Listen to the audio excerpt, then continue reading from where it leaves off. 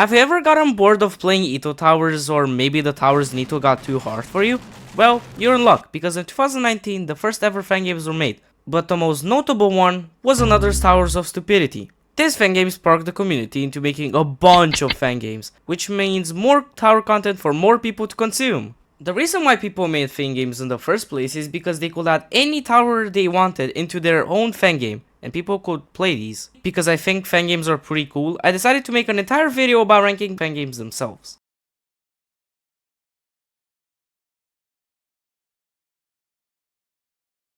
So, how's the rating gonna work? Well, I'm gonna rank the fun in gameplay, design, and creativity of the towers, and also ranking the twist that the fangame has. For example, EToH Excel having towers that are citadels. I wanted to clarify that I did choose some of the more popular fangames, so that's my bad. But you will see some that aren't as known, at least that's what I think. Anyway, let's start the video.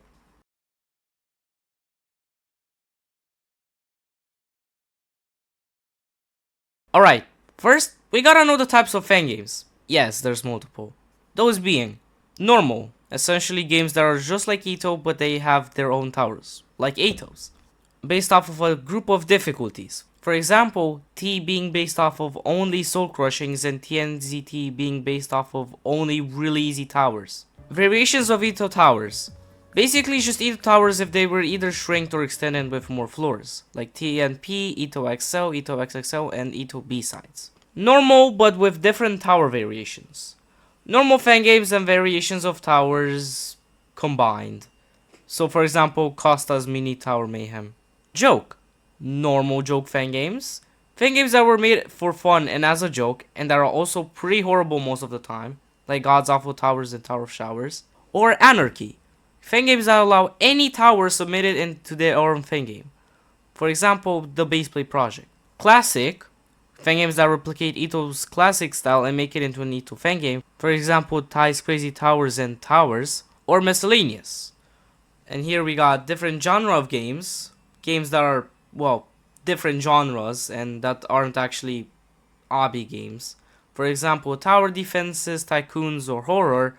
Or Practice Places. Games for practicing EToH towers.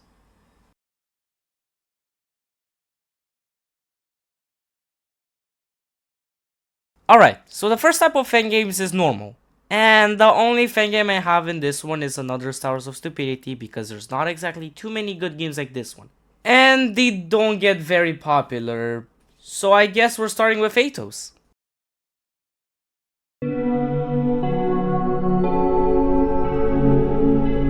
EToHs is probably the most popular fangame in this entire list of fangames, so it's also the most well-made one.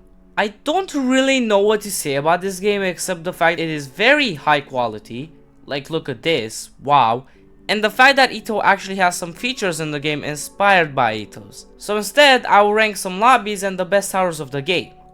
I just went to the more recent areas of the game because that's where most of the good lobbies are. Anyway, let's take a look at Ring 8's lobby. Are you seeing this? This is heaven right over here.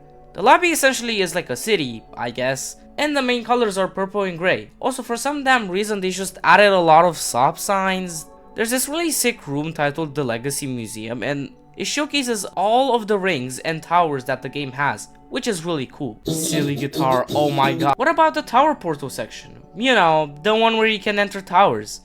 It's in a tower. Yes, the towers are in a tower.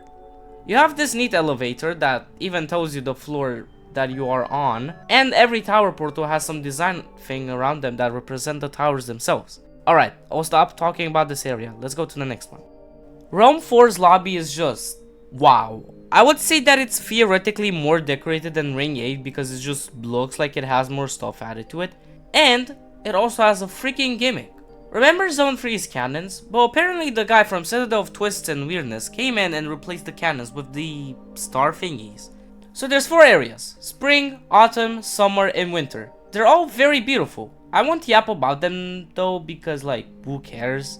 I want to talk about getting to the soul crushings though, it's really stupid. Get to the tip of the ship and you will see the soul crushing difficulty of colors. Jump all the way down and land on this star, it will take you to the soul crushings, which is just 4 different towers you can walk up to. That's kind of it for this area. Okay, I yapped a bit too much about the areas. The towers matter, the gameplay matters. Yeah, I mean, what can I say? You saw the lobbies, you know the towers are about to be fire. Maybe except for the first areas. Okay, look, there's not as bad as, you know, the classic towers in EToH, but they're still mid, and that's because this game is one of the first fan games. Okay, what about the more modern towers though? Oh my goodness. Do I need to explain? Do I need to? Alright, so I'm just gonna go to the overall rating of the game because, come on, it's obvious, it's obvious. The lobbies are nice, the towers I say... I mean, what else can you ask for? I gave gameplay a 9.5 out of 10 because, well, the classic towers are decent and the modern towers just kind of like carry the entire gameplay rating. The sign is gonna be a 9 out of 10 for me. Like, sure, the modern towers look beautiful, but it's lower down because of these ugly classic towers. Creativity of the gimmick, well, there's no gimmick, but I'll give it an 8.5. It's a normal game with no twist, but it's one of the first, so, you know. Alright, well, EToH gets an overall rating of 9 out of 10.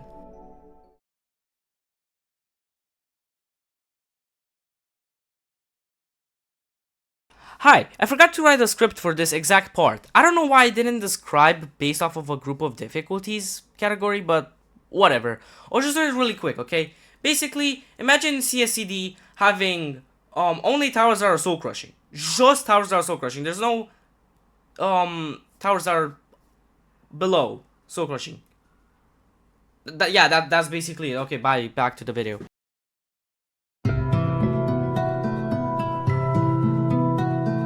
The first game of this category is Caleb's Soul Crushing Domain. So, the game starts with a unique ring select. Wow, you can zoom in and out, where you can drag the screen around and you choose the area. The main gimmick of the game is just that every tower is a soul crushing, meaning this game is EToH but for way better players. Meaning that the game will get lots of players, which is really damn cool. Alright, we shall explore the best lobbies. So I'm just gonna start with Scope 2, and honestly the lobby is pretty damn nice. I do have a big issue with it though. You have some speed boosters sometimes, but they're useless most of the time because they just don't boost your speed anymore. Overall, the lobby is nice. Let's go to Scope 3. Okay, so somehow we went from some place where it's always winter to the freaking comically large underwater temple. I'll give it to you. This lobby is really huge, and by huge, I don't just mean big, but it has a lot of cool things inside. Like hundreds of players, a cafe, a black hole that will kill us all, the huge objects that represent the towers, and Coca-Cola machines. You can tell this lobby has a lot of detail put into it, and I love it. What about the towers? Are they good? Are they bad? Let's find out. If we go to Scope 1 for example, the issue is that some towers are really good and some are just really bad. Okay, well the towers do get progressively better the more you progress. Anyway, what's the overall rating of the game? Well, I'd say gameplay is an 8.5 out of 10 because it can be pretty frustrating to fail a really hard tower sometimes. Design is an 8.5 out of 10 because some of these towers just don't really have too much design. But for example, the towers in Scope 3 have some really good design. Creativity of the gimmick? Well, I gave EToH an 8.5 on creativity, so this game would be like a 9 out of 10. And remember, this game is probably the first fan game to have only soul crushing towers, meaning that CSCD has an overall rating of 8.6 out of 10.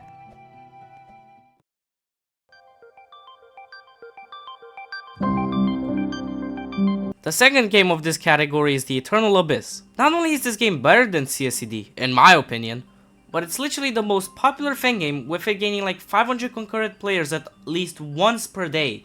So, the game has the same gimmick as CSCD. Every tower is a soul crushing and it acts as a challenge for players that already beat most towers in EToH. Here's the thing though, this game has some features that even EToH doesn't have. All jumping, practicing, clicking on the towers in the difficulty chart, teleporting to the tower, tags and themes. And a pretty neat one, being able to hear the music that the person is listening to when you're spectating them.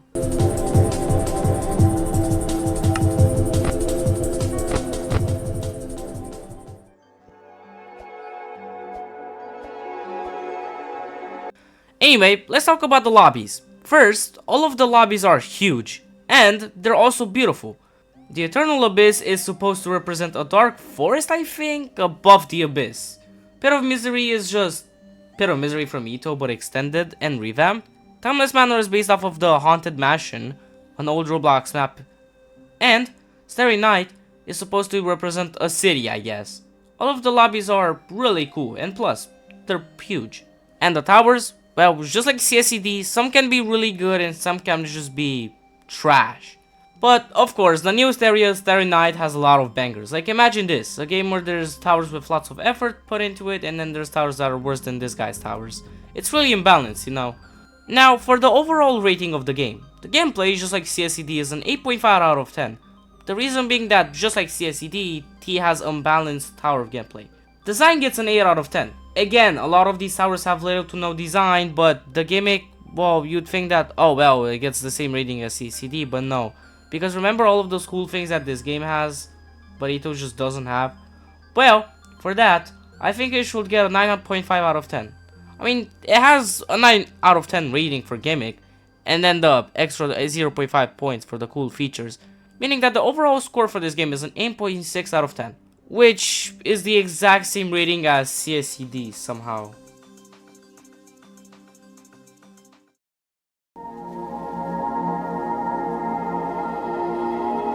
The third and last game of this category is the Noob Zone Towers. So first off, I would like to note that this game is the opposite of CSCD and T.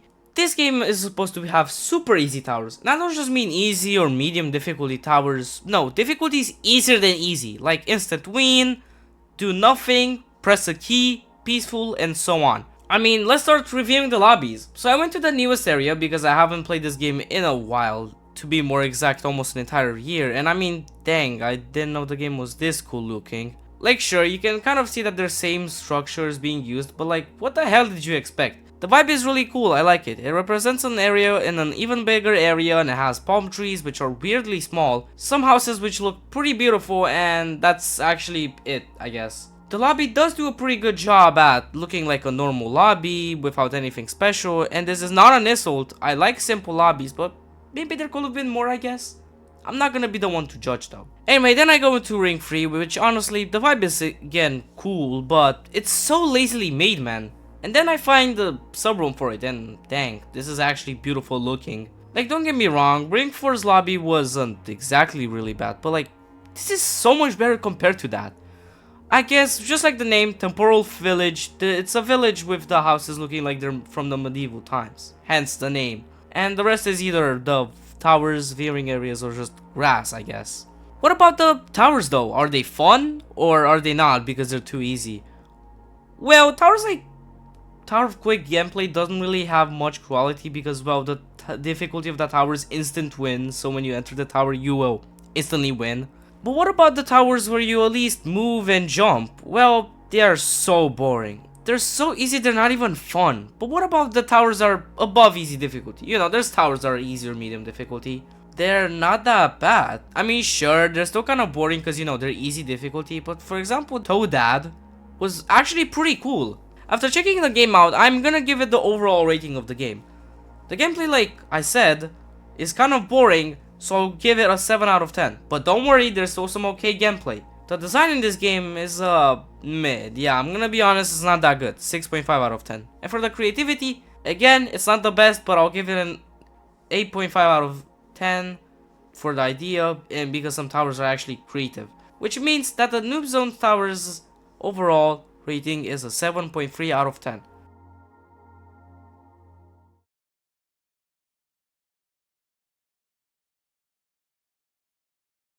Alright, so variations of EToH towers are basically towers that, well, that are EToH, but they're shrink down or they're EToH extended, like they're bigger.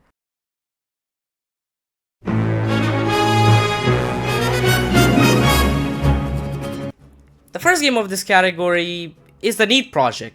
So what's this game about? Well, it's in the name. This game is a project that only contains towers that are neats. The thing is though, they aren't fan-made neats. No. They took every single tower in EToH and shrinked it with different gameplay, but still gameplay that resembles the tower, and actually made it into a game.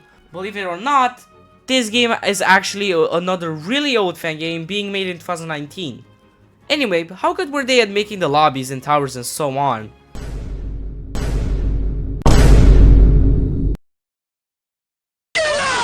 Yes, I'm not even joking, this is genuinely the same lobby but smaller.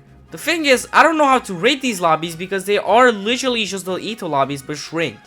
Like, look at this. But wait, bear with me. They do have an area that is actually new, and that is Area 1. Yes, they made the third world, which doesn't even exist in EToH yet, I kid you not, and it's pretty beautiful. It's a little island with this big volcano in the middle, and yes, if you're wondering, there are new original towers.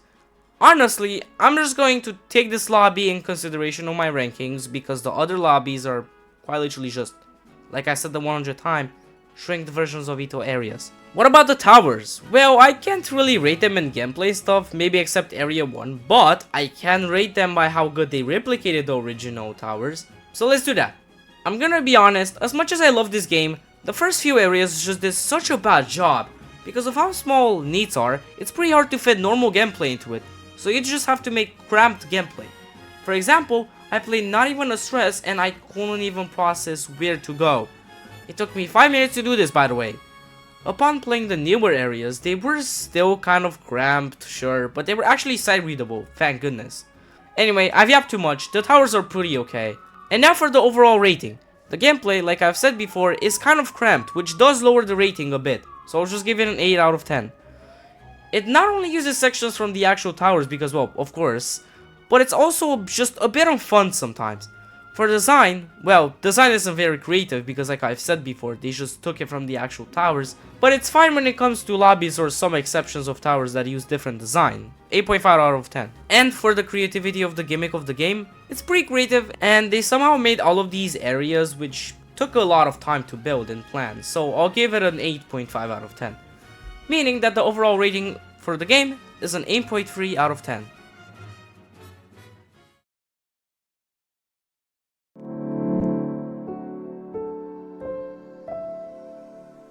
The second game of this category is EToH XL. XL is a term that means extra large, so it's pretty self-explanatory what the game offers. It offers the EToH towers, but bigger, so imagine it like the opposite of the Neat project. Now you see, the game doesn't actually make the towers bigger by sizing them up, instead it makes them bigger by extending them to be a citadel. So essentially just adding extra floors, which means more gameplay to make and more creativity to use. Remember, of course, the extended floors have to be similar to the style of the tower that is extended. How good are the lobbies? Hot damn. The lobbies are different from the ones in EToH, but the cool thing is that they actually still add EToH references, so that's cool. For example, Ring 1 has this cool guy and this lobby is also really big and very beautiful. It's Sky Islands, but the islands are huge and there's bridges for different islands. One complaint I must give, but I don't really blame the game for it, is the fact that it takes a long time to get to the citadels, but whatever. Ring 5's lobby is really similar to Ring 8 EToH's lobby.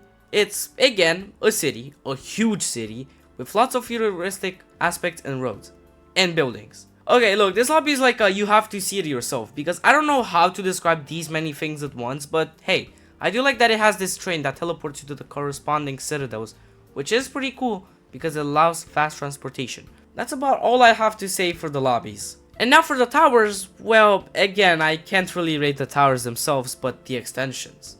Well, they do a really good job at extending the towers. They get the things from the gameplay to the design correctly, and sometimes they even add to a twist to not make the tower boring. I also wanted to mention that there are a few cases of custom citadels, so that's cool, but I won't rate them because I want to talk about the, main purpose of the game. The extra gameplay that the game gives is actually really fun, sometimes more fun than the tower itself, but sometimes there's also cases where the entire citadel was not like the original version. Which is cool because yeah, more twists and fun stuff that the extension has to give, but the issue with that is that it's not original anymore. So it will just end up being a completely different tower, but whatever, I'll let it slide. Plus there's like not too many examples of this happening, so it's fine. And now for the overall rating of the game. So the gameplay is actually really freaking fun, so gameplay gets a 9 out of 10. I'll give design an 8.5 out of 10 because to be fair, they're just using design from the towers at the extent, but like sure, in some cases the design can be better. And for the creativity, well, first off, it's pretty impressive to pull off the idea of making the towers bigger, aka adding more gameplay to it, than making it small, so I have to give extra points to that. Also, some custom floors have floors that are sometimes better than the actual towers and they have twists too, so that deserves an 9 out of 10, making the overall rating an 8.83 out of 10.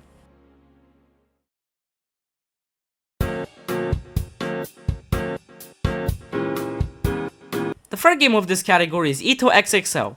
XXL is a term that means extra large. Wait. Yeah, so I won't explain all those things, but basically EToH XXL is EToH XL, but the towers are even more extended. Now, Instead of a tower becoming a citadel, a tower becomes an obelisk, which I kid you not, by the time of writing this video, obelisks don't even exist in EToH. Well, if you don't know what an obelisk is, it's the next big tower after a citadel, and the obelisk consists of 30 to 50 floors. Yes, obelisks are also in EToH XL, because instead of citadels there's obelisks, but in this game, every tower is an obelisk. Great Citadel of laptop splitting. Yeah, so there's an even bigger tower type, which is a Great Citadel, which consists of 100 to 125 floors.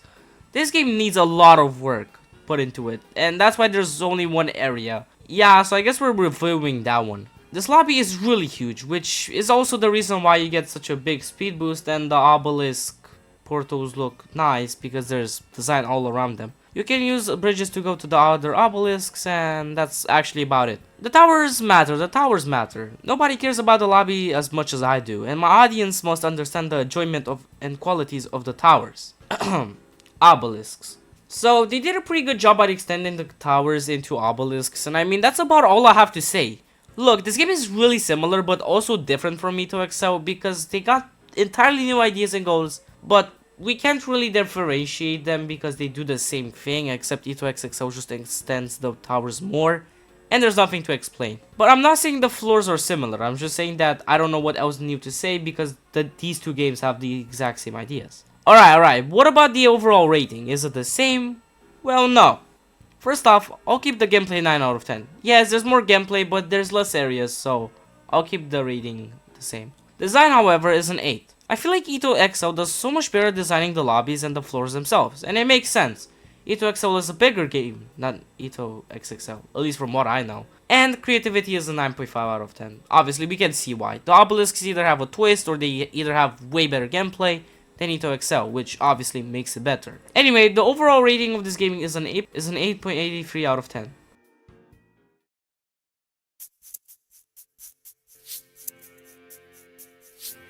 The fourth and last game of this category is EToH B-Sides. The one and only goal of this game is to make towers that are similar to EToH towers. And I don't mean like make something like EToH's, no, I mean it takes a tower, for example Tower of Anger, and then makes it their own gameplay but with the same style or goal of the original tower. So imagine like the twins of the EToH towers pretty much.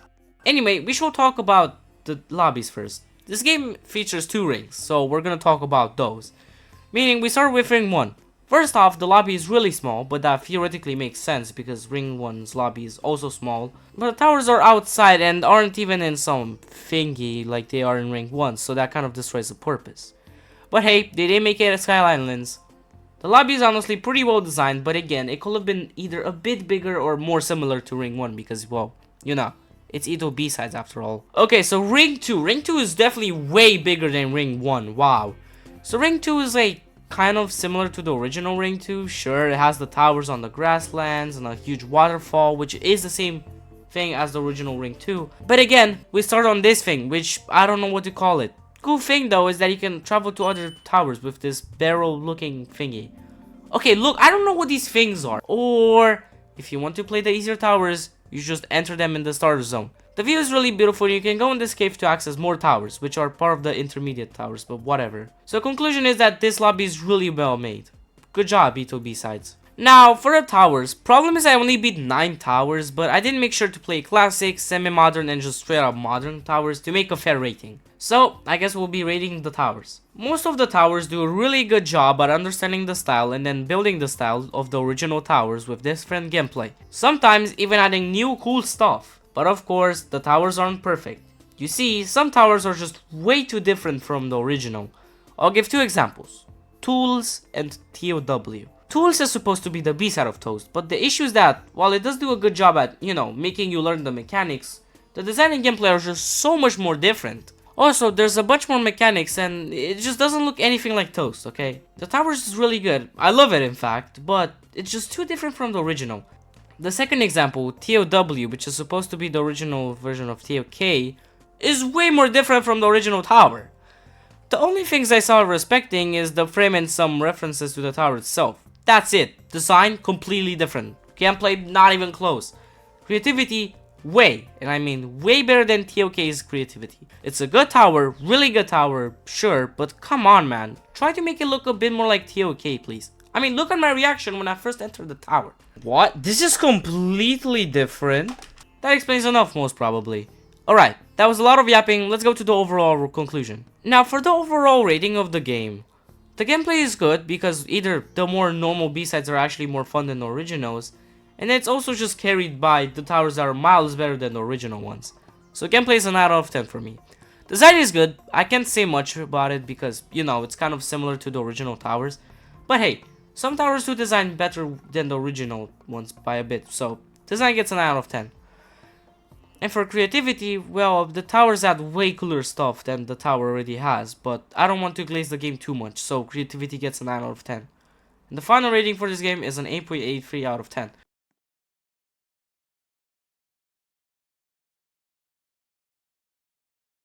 So again, I only had one game for this category because just like EToH, this game acts as a normal fan game but with different tower types. And what's the game, you might ask?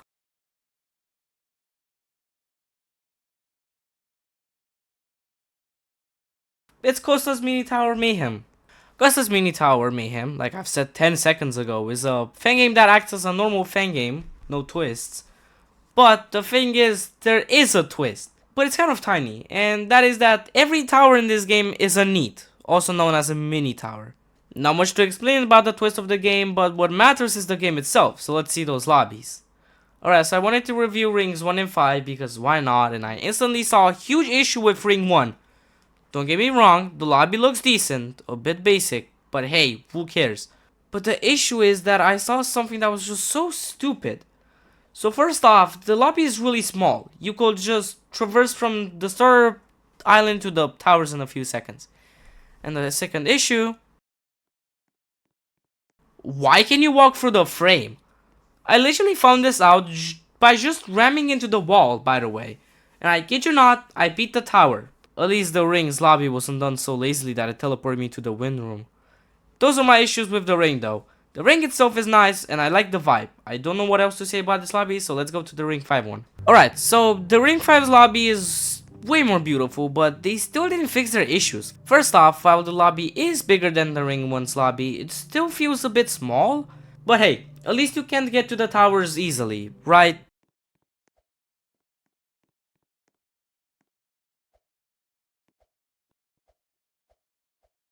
Okay, this is getting out of hand. It's not that hard of an issue to solve, dude.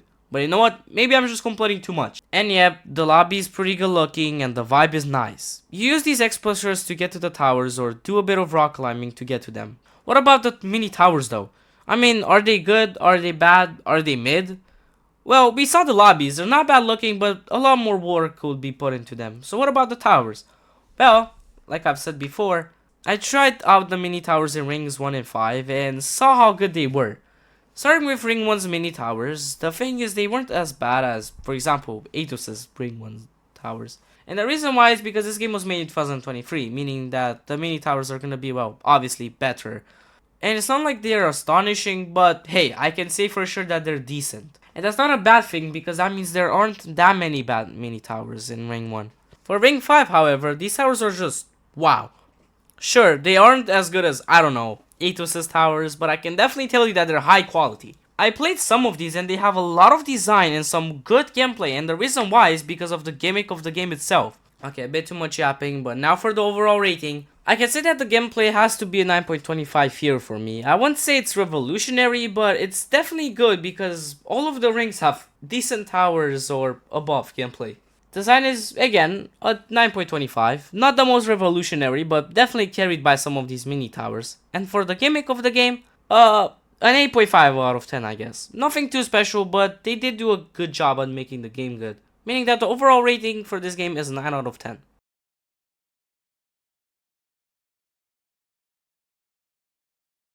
Welcome to the next category. This category is quite funny, silly, humorous, comical, witty, ludicrous, farcical, antic, chuckle. Bro, you're just reading them. So what? These fan games are made for fun and as a joke.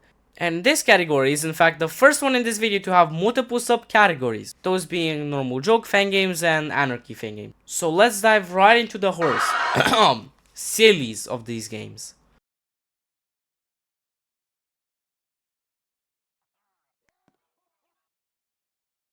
Welcome to God's Awful Towers. The towers here are god awful. See what I did there? Anyway, this is actually most probably the first ever joke fan game because, well, you see, the acronym of the game, GAT, is actually used as cool EToH slang for joke towers. Pretty cool, huh? Anyway, enough yapping, let's see the lobbies. So the lobbies are, look, do I have to do this? Yes, you have to. Oh, come on, look at the, do it! Okay, fine. The lobbies are poopy dog water, cancer making looking, they're all filled with Z fighting, and it's very lazily made. There, happy? Yeah. Alright, let's go. Okay, enough jokes. Like I've said, this lobby is obviously really bad, filled with Z fighting everywhere, and I mean, it just makes sense. Not only is this lobby made as a joke, but it is designed to hurt your eyes. I mean, the house thing you spawn in actually doesn't look that bad aside from the Z fighting, so I guess that's one good thing. Alright, let's see ring 2. Yay. Doesn't actually look that bad. I mean, yeah, there's some Z fighting, because of course there is, but the lobby doesn't look too bad after all. And there's a cool gimmick. When playing a tower, you can go on these cannon thingies outside the tower that launch you to other towers, which is a cool gimmick. And definitely not copying a certain other lobby gimmick from a zone in EToH with the number. Okay, but you know what's even more epic, funnier, what makes a person's brain more lobotomized than ever? The towers themselves. Okay, so first off, we shall talk about the names. Steeple of Poopity Schmoopity, Tower of Absolute Garbage and really boring, annoying, glitchy endings, Tower of Germany, Tower of Saying Mondays, and so on. These are just so bad. Like, the people that made these names just don't know what a digital footprint is. The gameplay in these towers aren't very good, if you couldn't tell. Most of them feature just a lot of walking, or a lot of misalignments, or a lot of Z fighting, or fin studs, and so much more. Some of them, on the other hand, are decent, or for the most part are actually playable and bearable. Towers like these include Tower of Snow Outside Pizza, Citadel of Amazing Heights, or Tower of Saying Mondays. Now, here's the thing. These towers aren't exactly frustrating or irritating. The easy towers are just really boring or just unfunny. The harder towers, Remo or above, on the other hand though, are so irritating sometimes. The two remorseless towers that I beat, Tower of Broken Tables and Steep Pull of Throwing Anger, were just a lot of fin studs and horrible gameplay and traps and stuff. That's what true irritating towers are in this game. Anyway, enough yapping, onto the overall rating. Now, for the overall rating, as you can imagine, the results are gonna be pretty low. Gameplay has to be like a 6 out of 10 for me. Yes, it's high rating. Yes, it's pretty dang bad. But sometimes it can actually be playable, which makes it better. Design is a 3 out of 10. Obvious enough. No towers have design in this game pretty much. Everything is high rating, so on. Creativity though, I'll give it a 7.5 out of 10. Because I guess it's the first joke game, and I guess the creator of the game was actually brave enough for it to make the game. So I guess it deserves the rating. Now, the overall rating for this game is 5.5 out of 10. I know lads, it's not a good game, I'll give you that, but hey, it's okay, it's a joke game after all.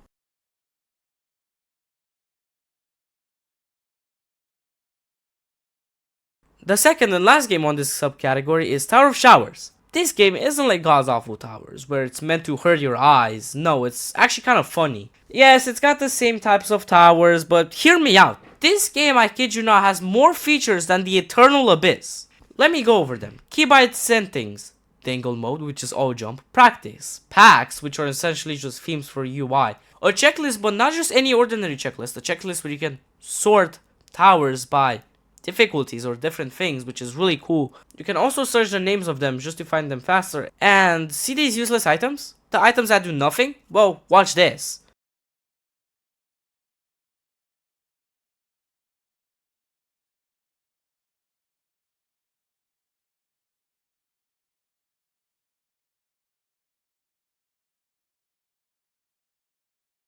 You can craft. Yes, you can craft. What?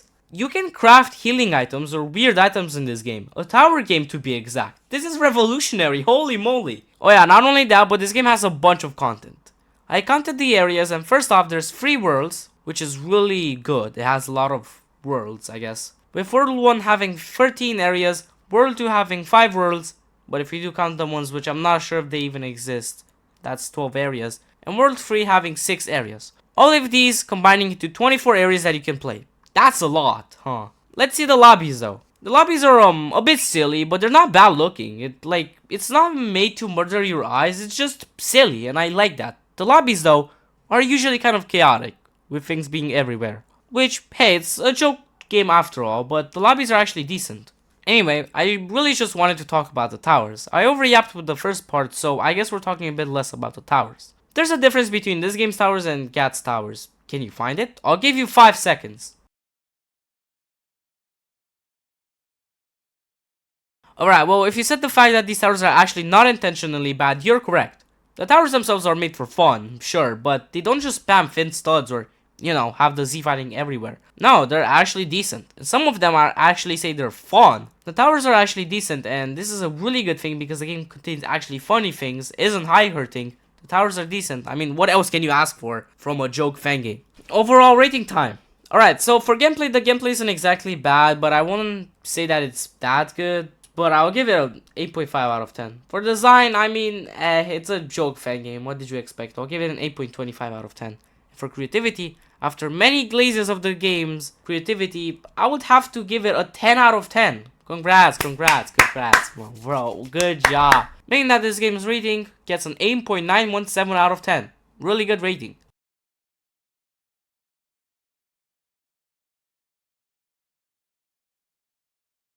The Baseplate project is a game where every singular tower gets accepted into the game. As you can imagine, it's gonna be very, very chaotic. And well, it is. The cool thing about this game though is that there's 23 areas, so there's a bunch of content. If you couldn't tell, the reason why I put Anarchy Fangames into the joke categories because, well, you know, most of the towers in this game are gonna be made as a joke, after all. Or made in like a minute. Anyway, let's explore the lobbies and see what they offer for us. What? Every area you go into is filled with base plates. Hey, editor here. So, I actually need to make a little correction, and that is that there's actually some lobbies that have design. Like, for example, if you go to the newest one, Metal Plate, you know, there's actual design. So, that's cool. Sorry for the inconvenience. The towers aren't very good. I mean, there's some hidden gems, sure, but most of the towers have torturous music, or torturous gameplay, or torturous mechanics and ideas. Whatever gets the job done, I guess, bro. In fact, the towers in this game have such mixed gameplay variations and designs that there's an enjoyment difficulty chart with the Geometry Dash difficulty phases. What about the good towers? Well, the first few areas don't have many towers in the absolutely difficulty, which is the best difficulty in the enjoyment difficulty chart. So I had to find and discover them myself. And if this is one of the hidden gems in this game, you know it's bad. But hey, at least the other ones were actually really good. Anyway, to the overall rating.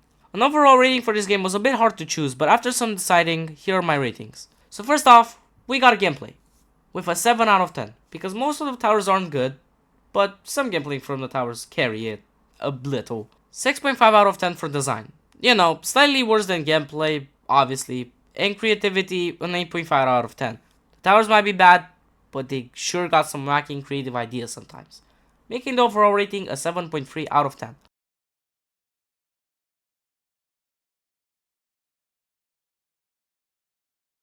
Classic fangames are basically normal fangames, but with the twist being that all the towers have an old classic style. You know, the nostalgic EToH ones. Yes, that's basically it. I know there's a bunch of these, but I selected both of these fangames because they're the most popular and the best classic fangames.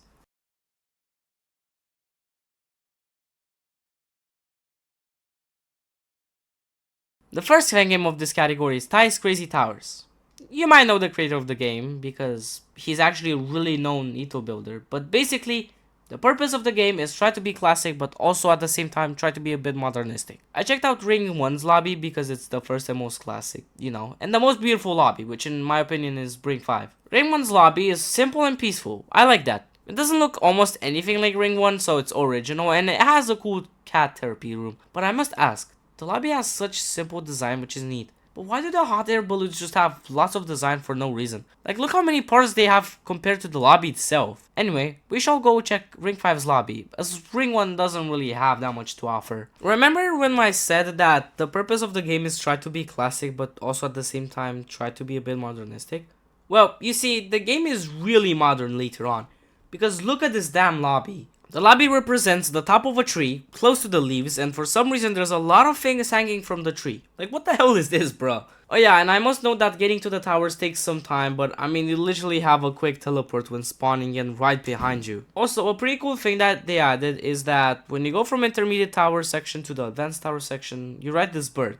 I don't know why, but it's sick. The last thing I want to say, why did they word the LDM so badly?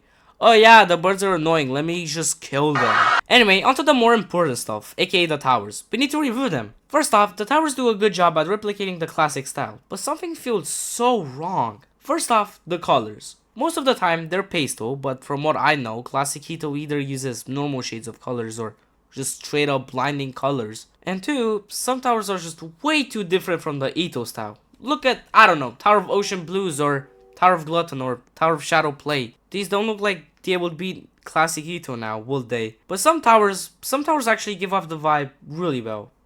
Well, after all, the game is also trying to be a bit modern at the same time, so I don't judge these towers. Anyway, onto the overall rating. Now, for the overall rating, the gameplay definitely deserves something like an 8.5 out of 10. I feel like it's pretty solid, simple, and the gameplay is better than classic EToH in most cases, so yeah, that's why it's getting an 8.5 out of 10. Now, for the design, it's getting an 8 out of 10.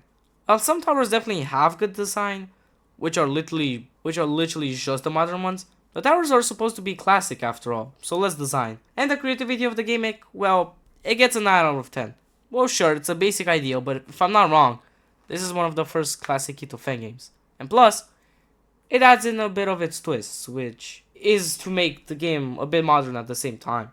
And it does its job pretty well, so it has some creativity in the end, meaning that Ty's Crazy Towers gets an 8.5 out of 10 overall rating.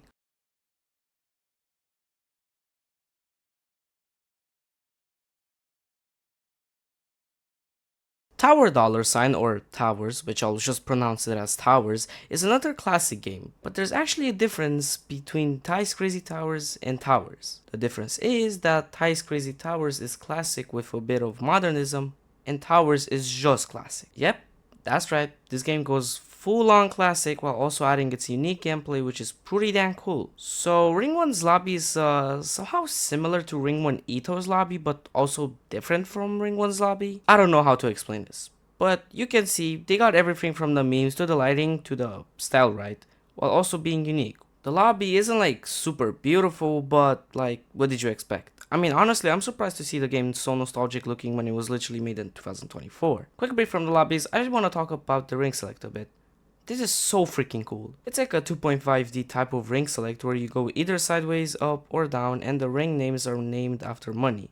Okay, break time's over, back to the lobbies. And you might think that the lobbies later on are really modern, but not really. I took a look at some of the lobbies and they were all pretty simple and classic, just like how it was in EToH back then. But at the same time, they managed to keep it unique and also beautiful.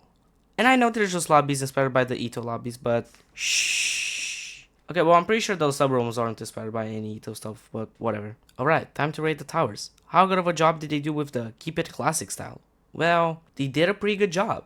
Then it got a little more modern. And no, not this type of modern that EToH had, this type of modern. Somehow, the towers are so modern but so classic. The gameplay feels classic, the vibe feels classic, but the towers feel modern at the same time. I don't know if it's just me though, but I must ask, are the mini towers modern on purpose? Like genuinely, look at the mini towers.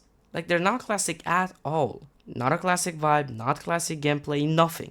Maybe it's on purpose and it's supposed to be a little gimmick of the game, I don't know. Anyway, the towers are really fun and some of them even have some gimmicks like Tower Fair or Tower Warzone. Onto the overall rating. Time for the overall rating of towers. The gameplay gets a 9 out of 10 from me. It's really fun most of the time and some towers have some cool mechanics or gimmicks that make them really good. Design gets an 8 out of 10. Obvious enough why. The towers don't really have design because they're classic, so it makes sense, but I'm not saying it's absolute trash, just not that astonishing. And the creativity of the gimmick of the game gets a 9 out of 10. Reason being that towers not only had the idea of making the towers fully classic, but also made them fully classic. Like, they did such a good job while providing good gameplay, meaning that towers gets the overall rating of an 8.6 out of 10.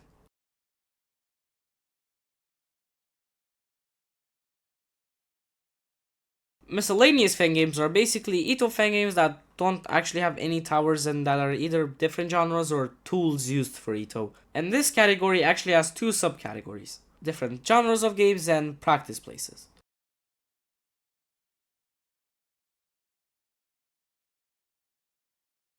The first subcategory of this category is different games of genres. Now here's the thing, this subcategory normally represents EToH fangames that aren't an obby genre Roblox game and instead have other genres, but I decided to give subcategories to this subcategory.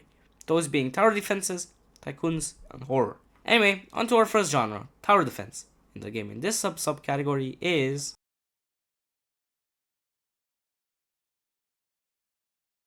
Heck Defense Redux. So what's this game about? Well, this is a tower defense game, and if you don't know what a tower defense game is, allow me to explain. A tower defense game is essentially a game where you place troops to defeat the enemies. You don't control the troops, but you do place them and they do the work for you. You can upgrade these troops, discover different types of troops, skins, beat different difficulties, level up, and so much more. Roblox has a lot of tower defenses in fact, but there's very little amount of EToH players that like tower defenses, and me, a kid who used to play Tower Defense Simulator a lot, thinks this game is awesome. This game actually has a bunch of content and is still being updated, which is great. Alright, ranking this game is gonna be a lot more different from Tower Fangames. So, I'm still going to rank the game in gameplay, design, and creativity, just in another way. Gameplay is gonna be based off of how fun the game is and make sure it's not boring as hell. Design is gonna be rated off of, well, obviously, the looks of the game. And creativity is gonna be based off of how creative the game is, as in how creative the tower attacks are and how creative enemy attacks and models are. Starting off with gameplay, I will give it a 9 out of 10. It's actually pretty fun, and you won't have too much of a hard time at first if you read the dialogue in the tutorial, because this guy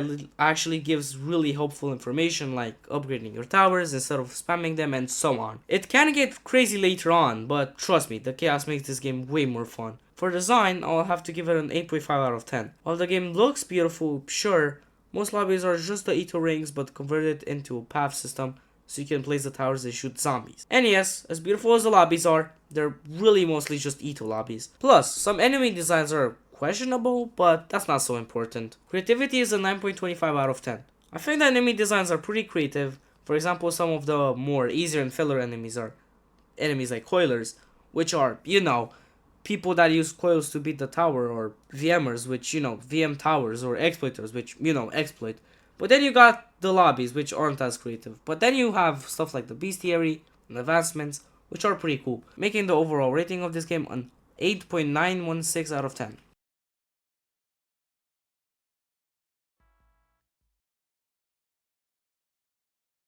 Well, what's this game about? If it wasn't obvious enough, this is a tycoon.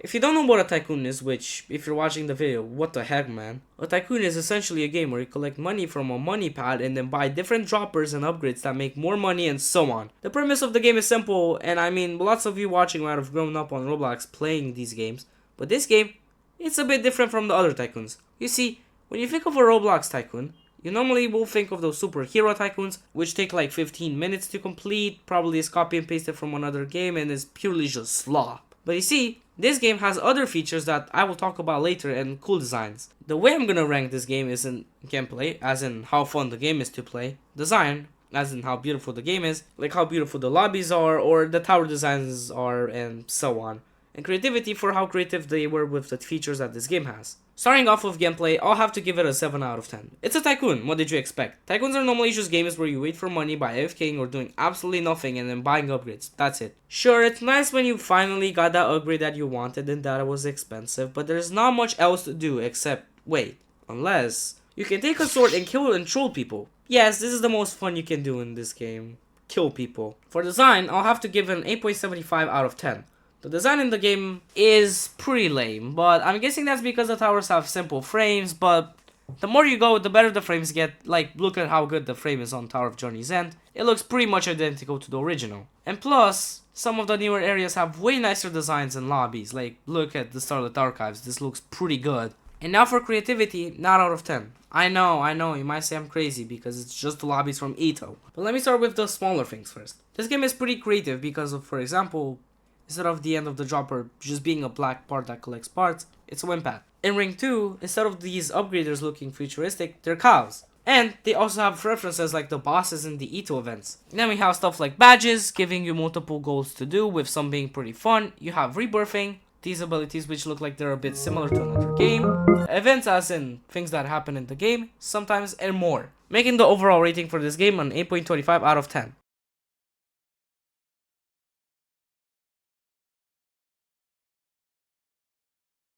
The first genre of the differing genres of game subcategory is horror, and the game in this subcategory is EToH.Roblox. So you might be wondering what this game is about. It's a friendly game that slowly turns into the scariest, most jaw-dropping, terrifying, catastrophic, horrific, scariest game on Roblox. If you don't know what a horror game is, allow me to explain. Horror games are simple. They're designed to scare you and give you the chills. Yep, that's it. But most horror games are different from each other, so this one must be unique because it has EToH in it. Before I get to the ranking stuff, I want to explain how the game itself is. Remember, spoilers ahead. If you want to try it out yourself, link is in the description. You start in a K2 rank select type of thing, where you can only enter ring 1. Upon joining, you are greeted with a way worse version of the ring 1 lobby, with no GUIs or anything, and the only tower you can play is Tower Fail? I guess, bro. The game gives you an objective, and that's beating the tower. The tower is normal until floor 3 where you get teleported to the end of the tower. And no music either. Well, at least I won. Oh shoot. The music is slowed down. I repeat, the music is slowed down. Upon joining the game again, the game is way foggier, but it looks the same, so who cares? Oh yeah, also, I most note the music is slowed down in here too, so that's really scary. But same thing happens last time. On floor 3, you just get teleported to the end of the tower again. I mean, hey, I won again, let's go. Oh.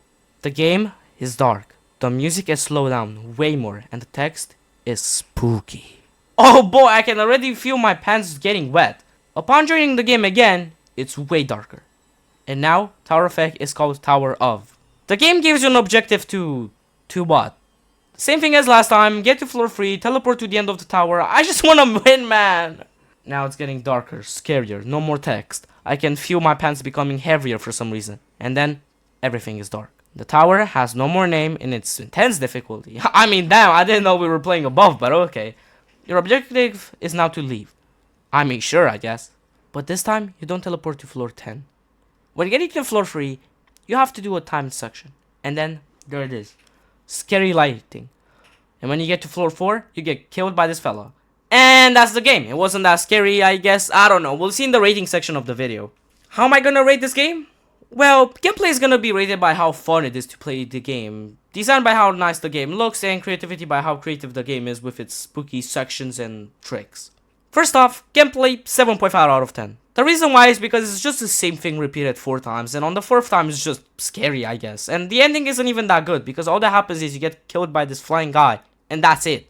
Design gets a 7 out of 10. It's just the worsened version of the EToH lobby, that's it, and creativity gets a 7.5 out of 10. Why?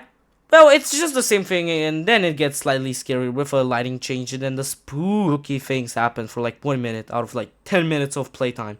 Could have been more creative. The overall rating for this game is a 7.3 out of 10.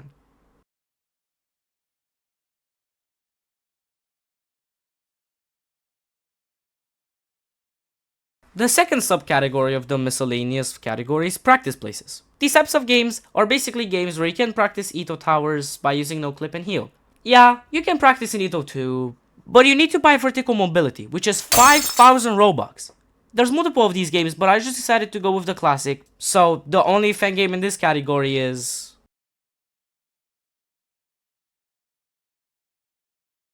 In this game, you can practice towers ranging from intense to catastrophic. You can also practice the Pit of Misery towers, but we don't include those. It's a pretty useful place. It's simple to get to one, and you can see that people like this game because of the concurrent players. Like, holy, this is a pretty big number for a game where you just practice towers. Anyway, the way this game works is you spawn in, and there's 4 different places you can go to. Update log, which shows you the newest updates that the game has. Intense towers, where you can practice intense towers. Remorseless towers, where you can practice remorseless towers. And soul crushing towers, where you can practice towers that are insane difficulty above. Going to the soul crushing tower place gets you to another place with 4 places you can go to, those being the soul crushing difficulties.